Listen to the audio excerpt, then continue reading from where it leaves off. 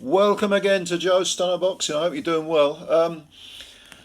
Yesterday I posted a video saying that Errol Spence, must take the rematch with Crawford regarding his legacy.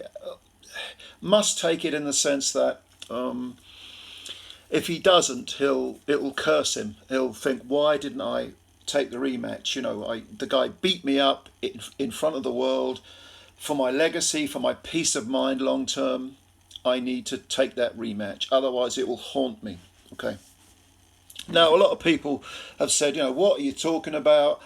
Errol is, clearly he's, the weight draining, the lifestyle, the boozing, maybe smoking a bit of weed, whatever he did. Those 2 car wrecks, the neurological damage, the residue from the car wreck, which may be invisible to most, but when brain cells die, they don't regenerate. All of this is evident. The way he speaks, even though he's got a big Texan drawl, nevertheless his speech is different. His movements, his look in his eyes, it all suggests that he's not the man he was. And a few people have said, he shouldn't be boxing anymore. He should retire because there is neurological damage which is evident. Now, when I made the video yesterday, I was talking about Errol if he continues his career. I fully accept that there is an argument to be made, for the reasons I've just stated, that he should retire.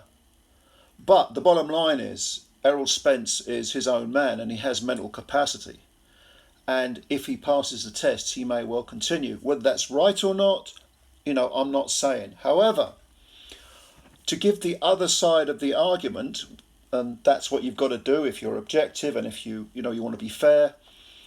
There is a video over at BDA Boxing, great channel, and I was reminded of it. Actually, I watched it, and then one of my subscribers, a guy called G Rockstar, I think his name is. I don't.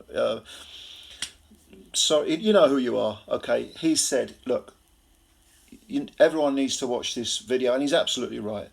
It's a great video. It is, like I say, it's over at BDA Boxing, and it's basically a lengthy interview with a guy who, I don't think he's a neurologist. He's something similar. He works with people that have dementia and are suffering from some sort of brain deterioration. It may be neurological damage. It may just be age that's wearing out the brain, and he goes into the biological intricacies of how the brain works and so on and so forth.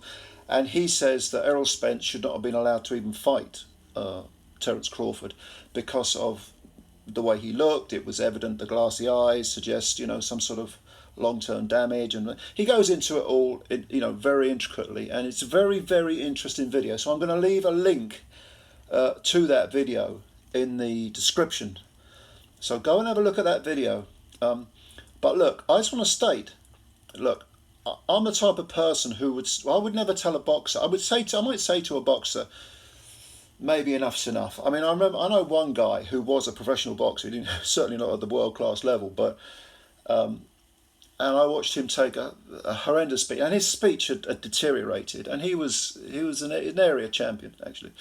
His speech had deteriorated, and he'd been in a string of unbelievable wars where he was getting knocked out, and then he would knock someone else out. And I remember thinking, this guy should retire. Enough's enough. Any more on his...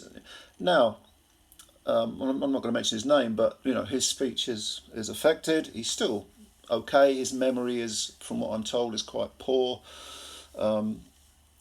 But I would never, at the same time, I would encourage someone who is showing signs of neurological damage, obviously, to retire. But it's not really my place to say, stop. These are grown men and women that fight, and we can encourage them. And maybe someone needs to step in with Errol if presumably he's going to have a string of neurological tests, CAT scans and all the rest of it, to sort of determine where he's at neurologically.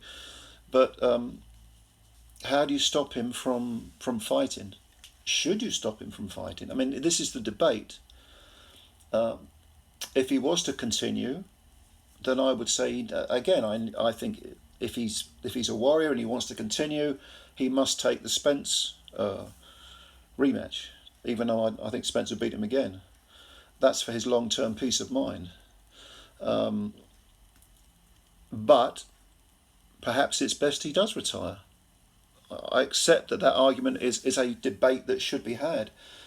So go and have a look at this BDA Boxing interview with this guy who seems to know a lot more about it than I do, a lot more about the brain chemistry and how neurology works and so on. It's very, very interesting. And leave your comments below. Let me know what you think. But this is obviously a debate that should be had, not really just for Errol, but for boxers who have taken a lot of punishment, anyway. And you can be talking about journeymen. You can be talking about, area level fighters. You can be talking about amateurs, Comments below. Thank you for your time as always. It's an interesting subject. I want to hear what you think. And yeah, if you could subscribe to the channel, that'd be fantastic. And hit the like button on the video as well. I'm looking forward to reading your comments, and of course I'll reply. Yeah, if I don't reply, because there are so many comments sometimes I overlook the fact that you've put something down. I apologise for that, but I do appreciate you commenting, and I'll see if I can reply to if not all of them, then most of them. All right. Thanks a lot then. Bye for now. Speak soon. See you later.